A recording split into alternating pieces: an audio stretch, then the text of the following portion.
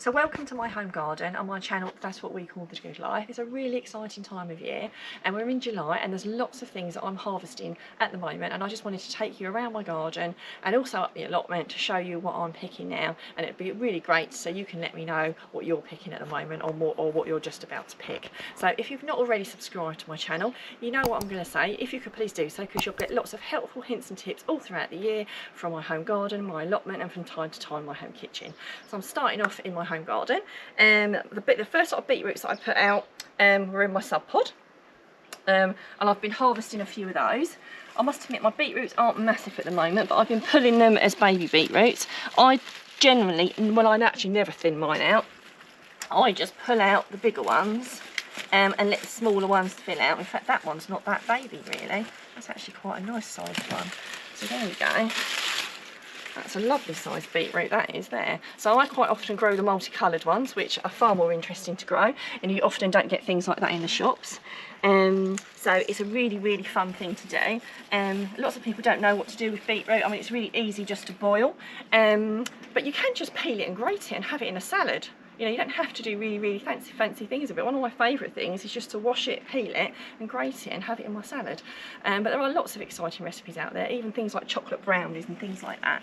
So, oh, there we go, there's another one. And this is the great thing about growing the different coloured ones, because, there we go, that's almost orangey, that one. Let's give it a shake. There we go. So, a little bit muddy, so I'll give it a shake before I put it into the basket. As you can see, I've got lots of herbs around here which I've been picking as and when I need them. Chives, parsley, I've got some thyme, I've got some it's kind of, I think it's like an Italian basil. I did have some coriander, but it looks like it's bolted, so I'm going to have to replace that. So that's doing really well. It's really handy to have a basket as well. I mean, I always love having a basket. It does make your life an awful lot easier carrying things around and harvesting things in your garden as well. Now I've got some beans up at the allotment, but these ones I put in a little bit early, and as you can see, loads and loads of bloom. Absolutely fantastic. We're not getting absolute tons off just yet, but we are getting some, which is awesome. So not enough to freeze just yet, but as you can tell by the bloom, it's not far off, and we will do. So you just have to be really thorough when you're going around your beans, because they can really easily hide behind leaves and things like that. But they're getting there, so I'm going to take a few of these off for our tea this evening. And even though I'm picking them every day, sometimes the odd sneaky one sneaks up on me, and obviously has been hiding while I've been looking for them. So you kind of have to have special X-ray goggle eyes on when you're picking your beans, because it's so easy to miss them. So I've got some spring onions I planted, like most gardeners. Everything's all a little bit tight, so I have to make sure I don't tread on some of the other things. So yeah, like I say, we've had lots of rain the last couple of days, so some of them have really come on really quickly. So it's really important to pick them every few days. French beans, I love French beans, and so does my husband, but my little boy really, really loves French beans. So I'll try and grow as many as I possibly can. And I freeze them, and they freeze incredibly well. You don't need to blanch them or anything like that. You literally just chop them up and freeze them in a bag. So, you know, I know some people blanch them, and if you really, really want to, you can, but personally, I've never seen the need. Just chop them up and freeze them and get them out as and when you want them. So there's a nice little handful there. I'll probably have, I think I've nearly finished. I keep finding them, they keep sneaking out on me. So I'll probably have a little bit more of a thorough look around before I do my tea this evening. But yeah, they're starting to come on really nicely. So there's a few beans there. So as we move over, spring onions are nowhere near ready to harvest at the moment. It's always worth taking some scissors or some secateurs with you, because sometimes when you're trying to take things off you can easily damage. While I've got some aubergines coming at the moment, lots and lots of lovely bloom, none of them are big enough to pick, so I've had a good rummage around, although I can see some little ones forming, and I'm going to have an absolute bountiful crop, no doubt. At the moment they're way too small, but my tomatoes on the other hand are doing rather beautifully. So try and keep on check of harvesting all these as they ripen. I've got more in the greenhouse, so my ones in the greenhouse started to ripen sooner, I think, as I said before, if you start taking off the leaves before the completed trusses, it helps it ripen, and if you really want to speed it up, you can take the top off. But the ones outside, I'm trying to push on as far as possible to produce more. So some of the ones in the greenhouse in here, which we're going to take a look at now, I've actually nipped the top out of a couple of them, so they're ripening up that little bit quicker. So I've got some really beautiful tomatoes in here. These are Roma, one of my favourite ones. They're like a plum steak tomato, and I love cooking with them. They're absolutely perfect. They're a ridiculously reliable crop, and they're incredibly tasty. Both raw, just to have in salads, but especially if you're doing any tomato sauces with them. Absolutely delightful. I love growing these. So, and lots and lots of fabulous tomatoes on here too. So as you can see, like I said about removing the completed leaves, so when you've got a completed truss, you can remove all the leaves, and it speeds up the ripening, and also helps with good air ventilation with disease and things like that. So doing really, really well. I'm really chuffed with those. So I shall no doubt be sharing some of these with my friends and family. You can freeze tomatoes whole, or you can make up tomato sauces or dishes. Some people I've dried tomatoes and done my own dried tomatoes in my dehydrator, so that's another option if you want to give that a go. I've got some little, these are sweet peppers. I've actually got some sweet peppers out there as well. So I've got lots of bloom on them, but nothing to speak of just yet. Oh, actually, do you know what? I think I've got a little tiny one forming there. There we go. So I'm a little way off getting any sweet peppers just yet. And these are some chilli peppers. So I think these are hot wax. Yes, hot wax. So we've got some chilies coming there. And these are actually sweet peas, which I do need to put out, which I haven't done yet. So yeah, so they're looking quite lovely. So as we move out, I've pretty much harvested all my strawberries now. So it wasn't a bad crop, I would say not the biggest crop, but still plenty of strawberries, so that was really lovely. Tons of spinach, which I basically harvest that as and when I need it. So I've got some tatty leaves. I think just where it rains so much, I think it just damages them. So I will have to go through there and remove some of those. I'm not going to harvest any of those today, but that's a job that I need to do. And my peas, I think are almost finished. That being said, I've been finding a few that have got big peas in them, so I won't just rip them up without going through them. I'll probably go through them and then pod any that are there and then eat them. But my peas, even though I've only got a small amount, have done really, really well this year. But I think maybe their time has come to be removed. And the board beans have well and truly finished as well. So we're on to the cucumbers now. So these are the lunchbox ones, so they don't have to get very big. That's probably about the perfect size. So a really good idea to get your secateurs on these, because you could easily just pull the plant. So there's lots of other little ones on there. If I really wanted one in my salad, I would pick them like that, but I don't really need them, so I'll give them a couple more days before I take them off, because they do grow ridiculously quickly. Once they start to get big, I've got another full-sized one there. But I absolutely adore these miniature cucumbers. Because they grow so quickly, and I just find them far more reliable than a lot of the others. And these ones, the skins are really nice as well. So I've got a couple of varieties now. You're probably going to ask me what ones I chose. I think some of them are Nimrod. Yep, 2 of them are Nimrod, and that one is an F1 variety. And I'm trying to think. Mini Stars it calls itself, but again, same thing, both varieties. They're all smaller lunchbox varieties, and you just pick them when they're the right size. So you don't need to wait for them to get really massive, and the skins are really soft. I don't want to tempt fate, but I've not had a bitter one yet, basically. They're also incredibly delicious. And you don't have to fanny around with pollinating them either, some of these varieties. I know a lot of people have trouble with cucumbers because an awful lot of them, you have to pollinate, and oh, I haven't got time for that, and I'm sure you haven't either. So I literally look on the backs of the packets and go for the ones that don't need to be pollinated, or you don't need to remove certain flowers, or yeah, it confuses me, trust me, so I just go for the easy varieties. So now it's time to head up to the allotment. So we're now up the allotment. I've started harvesting my raspberries and my blackberries, so I'll put them in the basket. I've had some really bumper crops of raspberries already, and I've made a lovely big bunch of jam. I'm also intending to make a summer pudding. Raspberries are really easy fruit to freeze. Picking raspberries does take quite a while. I've already been up here a little while picking them off, and you just think you've picked them all off and there aren't any left, and you walk round and look at it from a different angle and hey presto, there's loads more. So it's always worth having a really good wander around to find any that eluded you when you first looked around. And sometimes after I've picked them and I walk back again, it's almost as if some have ripened as I've wandered up and down the allotment. I don't know if anyone else finds that too, but I know that I definitely do. So I'll probably come back round and have another little look before I head off home.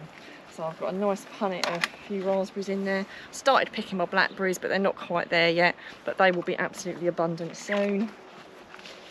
So as we move round, so we've just harvested a few potatoes. I've already got some at home, so I don't know if I've said before, but I literally just dig them as I need them until I get to about like end of September, beginning of October, because that's if when you leave them in the ground, the slugs and the bugs underground start to eat them. But if not, that's kind of like my natural larder, and obviously they get a little bit bigger the longer I leave them in there. So I've got a few spuds in there ready to take home to eat over the next few days.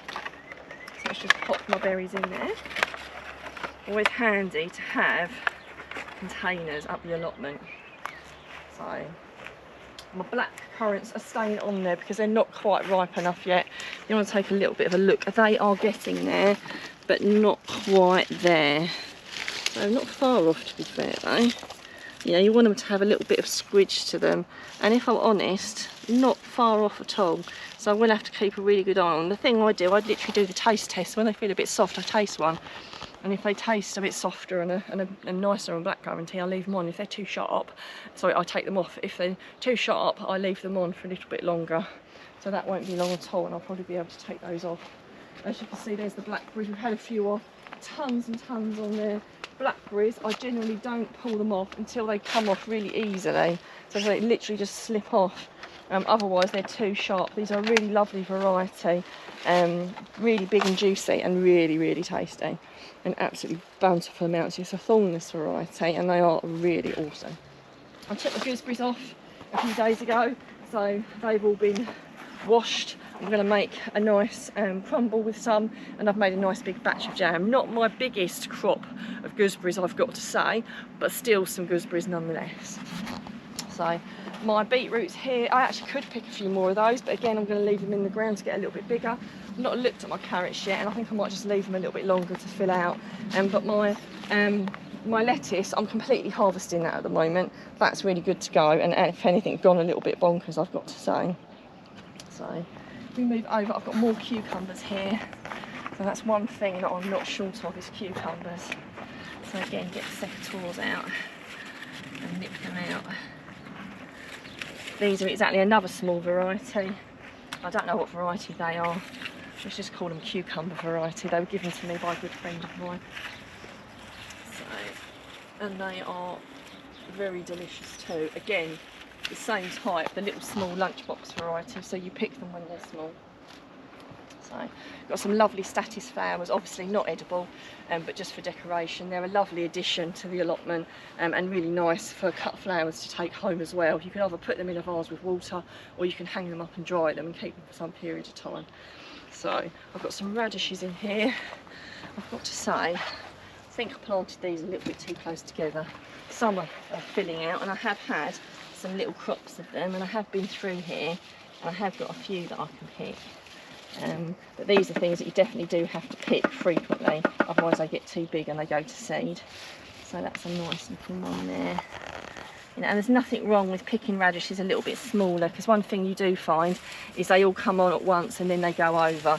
So another thing just to regularly put your fingers through and see how things are doing. You get the odd rogue weed that manages to get in there too, trying to disguise itself as an edible plant.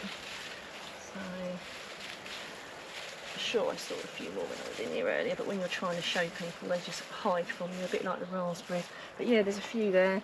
I think, like I've said before, when you take those home, if you're not going to obviously eat them straight away, I wash them, I put them in a cup or a glass, and I put them in the fridge in some water, and then they keep fresh for quite a few days.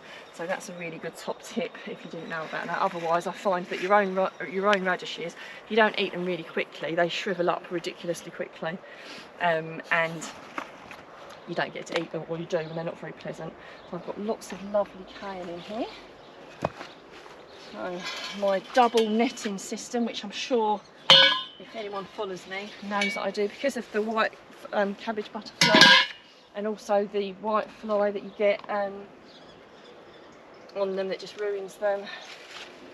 You know, I put some Enviromesh and some normal netting over the top, and it just kind of really helps them stay. Still got a little bit of white fly on there. You're never going to completely get rid of it, but it certainly helps. You can see the underneath of the leaves, there's a little bit of the white fly on there, but not a huge amount. So it makes it much easier to manage that for sure.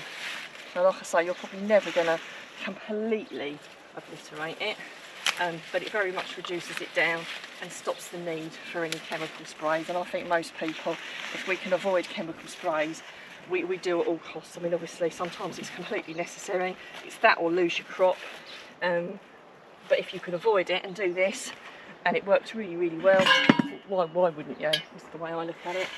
So almost seems like I'm building up a fortress. I might come back and tidy this up a little bit more, but it does the job, and that's what it's all about really. Right, let's pick up the secateurs because we're moving on to the courgettes. So my onions have started to flop over, so I can actually lift those. I'm not going to do that today, but if you've got any onions and they've started to flop over, that means they're ready to harvest. So let's have a look. Oh yeah, we have got some little ones here. Oh, there we go. I love these little patty pan ones. Again, one of the great things about growing your own fruit and vegetables is you can grow the odd shaped courgettes, these little patty pan ones, which I find really interesting. So we've got some little ones on there, but they need to get a little bit bigger. So a lot of these are just squashes, so they're not ready to harvest yet. So I have got some nice big ones coming on. In particular, a lovely big jumbo spaghetti squash somewhere, if I can find it. Oh, I don't know what that is. Oh, we've got a bumblebee in there. Oh wow, can you see that? How awesome is that? There we go, enjoying the nectar. So, oh there we go. A nice big, I think that's a spaghetti squash, but that is rather ginormous. I'm going to have to try and find the tag to work out what that is, because that's absolutely humongous. Well, I've got various squashes all growing here, but along the end here is where I've got my courgettes, which are slightly getting overshadowed by that big plant there. I don't think I've got any large ones on there. I think I picked them off the other day, but this one is again another nice different one, Lebanese. So it's just a different variety of courgette. Again, one of the things I love about growing is being able to grow all different shapes and sizes. Something that gives me an immense amount of joy, and I hope it does for you too. So things like that you'd only get at like artisan markets and things like that, and I've got a lovely round variety here. The easiest way to get these off is just to twist, so it does all depend. Have your secateurs with you, but often just a twist. That's probably about a perfect size. And I've got another one under here. Things like this, once they start growing, I think most gardeners say they go from a tiny little pea size to a tennis ball really rather quickly. So you do need to keep your eyes peeled to make sure that they don't get too big, because obviously if they get too big, while you can still eat them, it sends a message to the plant to stop producing more, so it reduces your yield down. So I've got my French beans here and my runner beans, which loads of amazing bloom on them, but I don't think I've got any beans forming, but it's not going to be long because we've got all this beautiful bloom here, and we've had lots of lovely rain the last few days, which is absolutely fantastic. So it saved me a job. I have to keep twirling it all round. Constant job. And as you can see, my garden and allotment isn't perfectly weeded. I definitely need to get up here and get some weeding done at some point. But the main thing is the crops are doing better than the weeds, and that's what it's all about really. So I've got some lovely little dahlias here. I've got to say they're not quite as fancy as ones I've grown in the past, but they are really lovely. I think they're a little bit too small for cut flowers, these ones, but they are still a lovely addition that make the allotment look really, really pretty, and obviously attracts all the different kinds of insects, which is always a good benefit. So I know what we haven't done, the broccoli. So we can go up and see the broccoli and we're nearly done. So as you can tell, I'm on my second basket. I've got my basket at home that I filled up, and this one is brimming over. And honestly, I could have picked loads more today, but I'm just literally picking a few bits that I need, and then I'll come up and obviously pick a few more bits in a couple of days. I quite like popping up here and getting it when I need it, because I'm quite lucky. It's about a 15-minute walk from where I live, so it's really not that far. So I'm going to have to redo this, because as you can see, some of my support stuff has kind of caved in, but it's still doing what it needs to do. Now, I don't know if any of you remember, but I had some of my broccoli, a lot of people have had this. It bolted through the middle, which meant that it prematurely produced a head, and it wasn't anywhere near as big as it could have been. Now, I kind of had two choices then. I could have either pulled it up and given up and thought, right, that's it, it's ruined, or I could leave it in. Now, already I'm getting side shoots coming off, and you can just eat that. So although it's not a great big head in the middle, it's like sprouting broccoli, you know, so you just take off the small heads. So it's not what we would have wanted for it to bolt, but it still means that I'm getting, you know, I paid £3 for like a tray of broccolis, you know, and I know that I can get virtually as much off the side shoots as I can off a main head. So I actually think that one's going into a proper head. So I have got a couple that didn't. They didn't all bolt, but again, I've got some lovely big, this is a side shoot. Now, that's not too shoddy, is it really? You know, I could have given up with those, pulled them up, but if I'm honest, I didn't have any idea what I was going to do with the space. So if I didn't have this here, was I just going to buy more broccoli? What was I going to put in its place? In fact, I've got 3 heads off that one. So after one that's bolted, I've got side shoots which virtually amount to a head of broccoli, you know, and that's every bit as good as the main broccoli that goes through the middle, you know. So like I say, although it's not ideal, when you do get some that grow that are a little bit more splayed out than a normal broccoli, you know, the main thing you have to keep an eye on is that none of them go to seed and open up. Obviously if they've just started to open up, it's fine, but obviously if they go to seed and open up too much, it wouldn't be very nice. So that one's gone a little bit too far. I'm still going to eat it though. So that one's just sprouting out a bit more, but I'm not going to waste that. I'll nip off just the flowers that have gone, and then I'll just eat the rest. So there we go. That's my harvesting for today. Now, I'd love to know what you're harvesting at the moment. If it's anything like mine, I could have harvested a whole load more today. It's certainly the time where everything is starting to come to fruition. So I hope you've enjoyed watching my video today, and please do let us know how you're getting on.